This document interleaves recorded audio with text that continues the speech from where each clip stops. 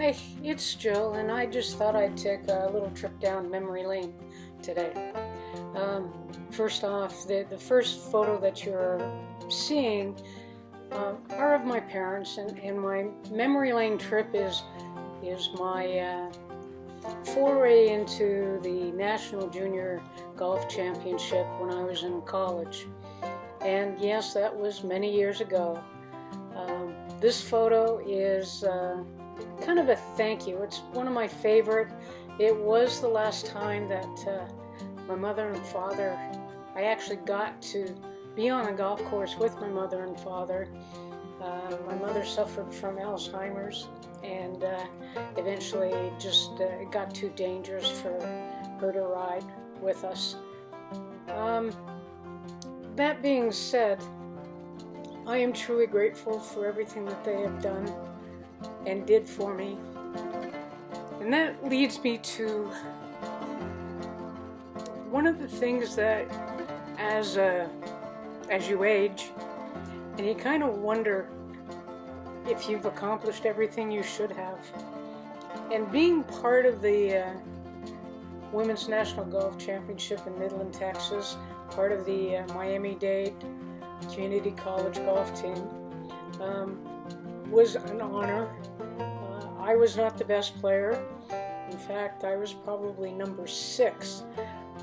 However, the 4 best players had automatic buys into the tournament, and I think my being team captain kind of pushed me ahead of the individual who was number 5, and I got to go, and sometimes I felt guilty about that, but that's the way it was, and I tried to do my best. Midland, Texas was perfect for me because I love hot weather, and it certainly was hot. The average temperature was about 104 degrees Fahrenheit. Fairways were dry and the ball ran forever. My golf coach, which you see right now, was Mary Dagrid, and she was a pretty awesome individual. Sometimes our heads would butt. She was pretty principled, and as a college student, we would, needless to say, not want the strings attached to us when we were away from home. So that was kind of one of our learning experiences. But that's what growing up is all about, and the freedom of college. But the one unique thing about being on a team is that because you're not only practicing and playing for yourself, but you're practicing and playing for your school, you do tend to toe the line a little bit better than if you were simply there to study, I'm sure. My downfall was my putting, and one of the smiles I have on my face when I remember is my teammates forever giving me putters to try to get better.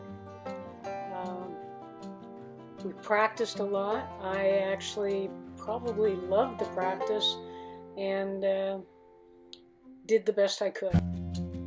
And that's where I want to compare this to business, because in business, you've always got to do the best you can, and you always need to present yourself professionally. And my experience on the golf team prepared me to become a better business person. Being captain of the team gave me responsibilities that were probably a little bit bigger than just being a member of the team. And I relished in that. I enjoyed that, and it was an honor.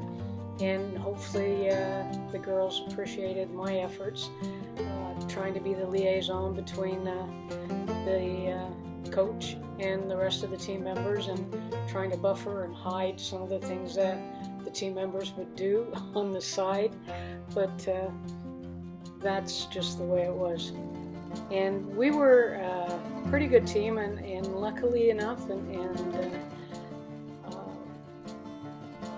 Monica and Pam finished 1-2 in the tournament.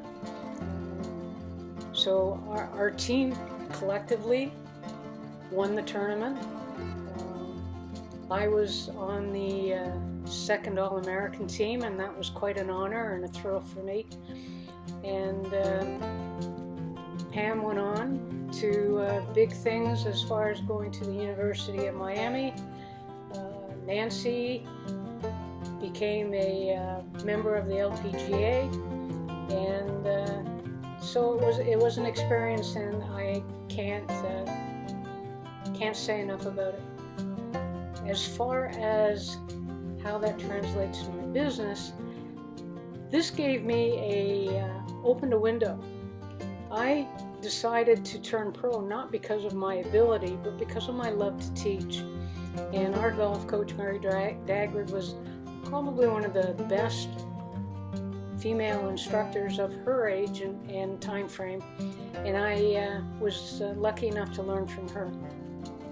I did win a couple of local tournaments, but that was probably my name to fame, so to speak. As a professional, I tried to help. There weren't very many of us, and we tried to get together and create a female section for tournaments, and that went well. So